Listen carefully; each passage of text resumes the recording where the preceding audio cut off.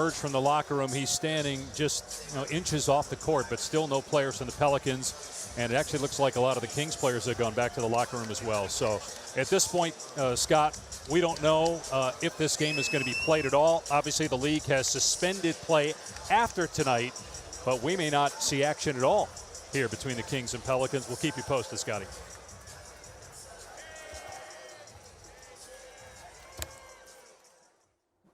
Some cases, words fail you. We'll see if we have a game or if we don't. Again, this entire evening began to somewhat unravel as the scene in Oklahoma City were just moments before tip. You got the Jazz and the Thunder getting ready to play, and officials, docs are huddling up, and it seems that there's a bit of confusion on the faces. But again, if Joe Ingles was among the Jazz players, you saw with smiles on their faces. It certainly didn't appear that anyone was particularly troubled about what was going on. But then, and the announcement was made in the arena that the game had been postponed. As Royce Young pointed out when he was with us earlier, the PA announcer made clear several times to the fans, you all are safe. You see them wiping down the seats there in the arena. And Royce Young is now live on that floor joining us. And obviously, since we spoke first this evening, it's been quite an evening. What has changed since then? When last we spoke, the players were still in the locker rooms there, Royce.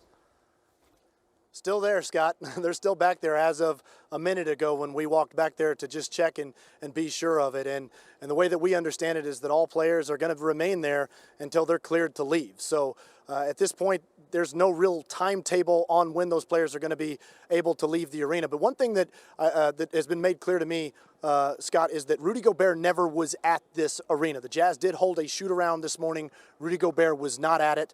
He stayed at the team's hotel, from what I understand, did not come to the arena pregame. He was going to play in the game, though. That was the expectation. He was ruled out because of an illness. There was a little bit of a confusion pregame with Quinn Snyder. He was asked what the status of Gobert was, and Quinn Snyder said he was out. Then Jazz PR tried to later say that, no, Rudy Gobert is still just questionable, and then he was ruled out. And it's pretty easy to read between the lines there is that they were waiting to find out what the results of the test were. All right, pardon me for interrupting, because obviously your game was postponed tonight, and we can now share with you that the game that was scheduled to follow and be the final game of this NBA season prior to suspension between the Pelicans and the Kings, that has been canceled as well. And again, as you heard from Dave just moments ago, that was a possibility as the Pelicans players weren't on the floor. Now no one's going to be on the floor. Dave Pasch, back to you. What happened?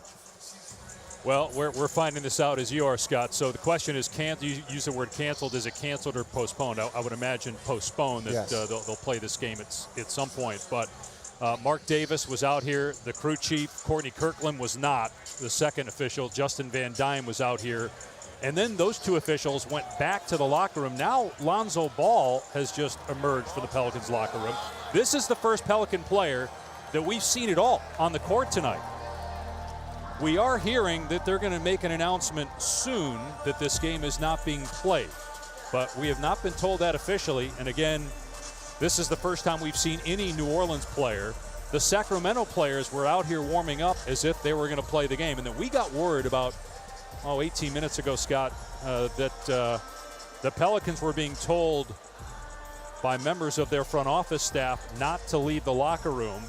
And then we found out that Courtney Kirkland, one of the officials, worked the Utah-Toronto game on Monday.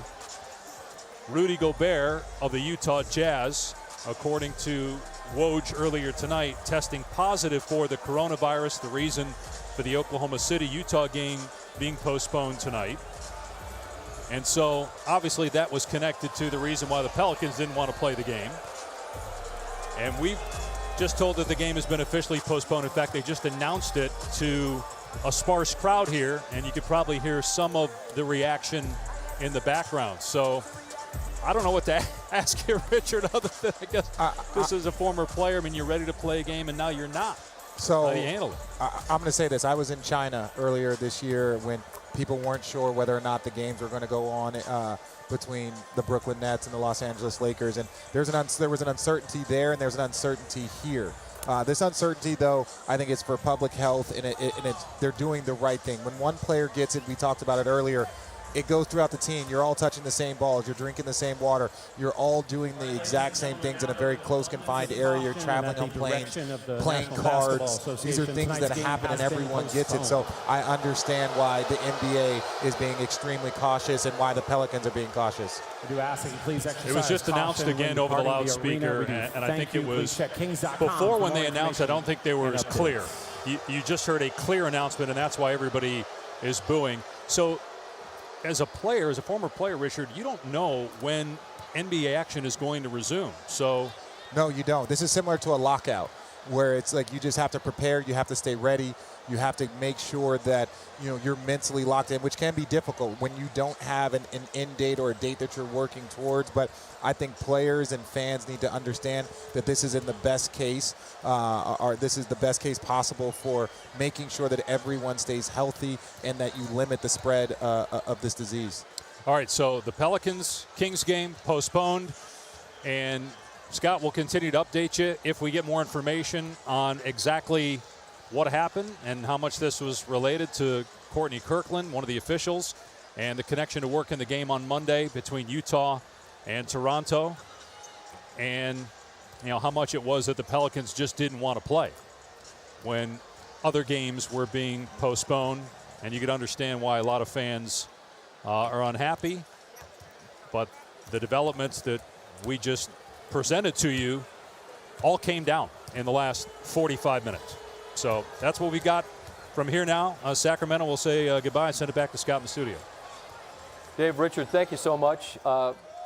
This is a surreal evening, and it is a scene that plays out as follows. It's interesting, during the game, Doris Burke made the point and asked, I thought, a legitimate question. Why would they play this last game? And she was curious whether those players in this game would want to go forward, given the involvement of Kirkland and being in that Utah game early in the week. Did that play a role? I suppose we'll find that out in short order. Adrian Wojnarowski joins us now. And Woj, since we've last spoken, obviously this game is postponed. If I said canceled, I misspoke. It's postponed, as is play for now. In the time since we've spoken, obviously you've been talking to people around the league. What is reaction to this unprecedented evening? Well, Scott, shock, and really how quickly this escalated from a phone call, a teleconference earlier today between the league office and the Board of Governors, essentially the owners, where I was told somebody on the call actually brought up the idea, should we just suspend play and stop? And they were told, no, we that's not necessary. That's a step we don't have to discuss yet. And the expectation among owners was that, and the league office, was tomorrow Adam Silver would announce that games would be played without fans in the arena, and that all changed this evening with Rudy Gobert. And now you're hearing from other teams, agents, players who've been in proximity of Rudy Gobert now who want to go and get tested. This is going to be a story, obviously, that keeps unfolding and unraveling as we move forward. But this is for the NBA, and I think all of professional sports. This is uncharted territory. And the fact that, as Royce Young just reported, both the teams, the Jazz and the Thunder, remain in their locker rooms. And I don't know if you know the answer to this question, but I'm just thinking out loud. Who's qualified to tell them they're free to go? Like, who does the NBA bring in that situation? And what is it that they want to find out before the players are allowed to sort of go back out into the world? Yeah, Scott, the teams themselves have been doing a lot of research with medical professionals, their doctors, their medical staff. The league has been in consistent contact with teams, informing them. Literally, teams will tell you 13, 14 emails a day with the latest information. But here's something that multiple teams told me really in recent days and reaffirmed tonight, that they were told that if a player tested positive for the coronavirus, that it would be essentially a 2-week self-quarantine process for that player. And so that's the, that 12, 14-day window was what teams were told to expect, that a player would not be allowed to be around any of his teammates, the organization, if he tested positive.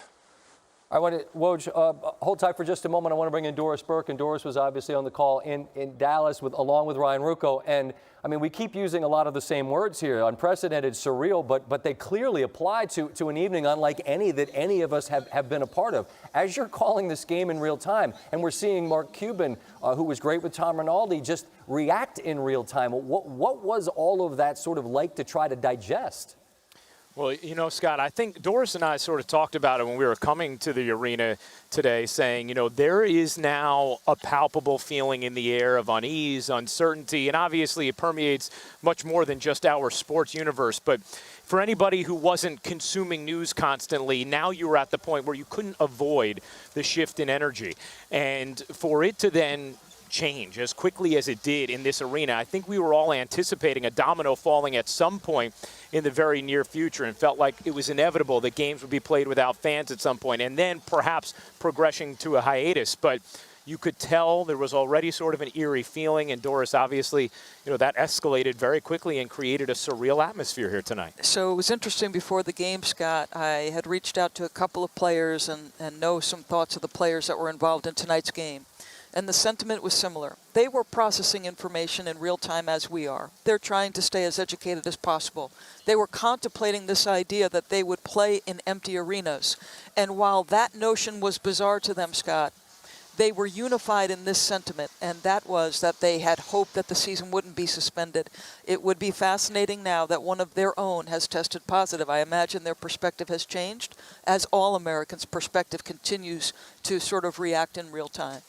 And you made the point, Doris, and I agreed with just the idea that why not just say this is it after tonight? And frankly, like, I didn't know how you don't pull the plug in the middle of a game. I mean, you've got a game with a score on the board and you've got an arena full of people, but didn't it feel odd to continue on with the understanding that the line in the sand had been drawn at the conclusion of a game which now didn't even get played, because I guess those teams decide we're not going to play. It was just, it felt odd to just continue sort of in that moment. Go ahead. Inconsequential is what it felt. Well put. And I was frankly, and I said this on the broadcast and you made note of it, I was a little bit surprised they were going to play that second game, and I'll be curious to see how that decision unfolded. The NBA did the reasonable, responsible, only thing they could do, which is suspend the season. But I was surprised initially about that, Rye. Yeah, no doubt about it. And obviously we'll get the actual information of how it unfolded, you know, as the evening goes on and into tomorrow morning. But I think you made the great point, Doris. Like, once the knowledge is there for these players, do they then start to say, hold on a second, right, I don't necessarily want to be a part of this, and I'm curious, you know, what role that may have played in what happened in Sacramento. Enormous respect to the players between the lines, because in this day and age, they were aware, according to Mark Cuban, of what was going on, and the fact that they could keep their concentration and their level of play to the degree they did, I was in awe of that. And just one final sort of overarching thought, that this game continued under this cloud of just astounding news, and I realize the game's just ended. You've not necessarily crossed paths with the players, but was there a sense at all of their processing this? Doris, you made the point, we live in this world where phones are out at halftime. They got to know what's going on. Holy bleep, what are we doing here?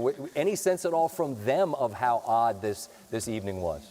I thought at the end of the game, Scott, you know, we took a shot of Mark Cuban talking with some of his players, and obviously we didn't have Mark mic'd in that moment, and we don't know exactly what was said, but just looking at the tenor of the body language, that seemed to be a discussion about the overarching events of this evening. And so, you know, maybe during the flow of action, they were able to sort of put it in the back of their minds, but as the result was no longer in doubt, it seemed like it started to creep more into the reality of the players who were taking place in this game. Yeah, agreed.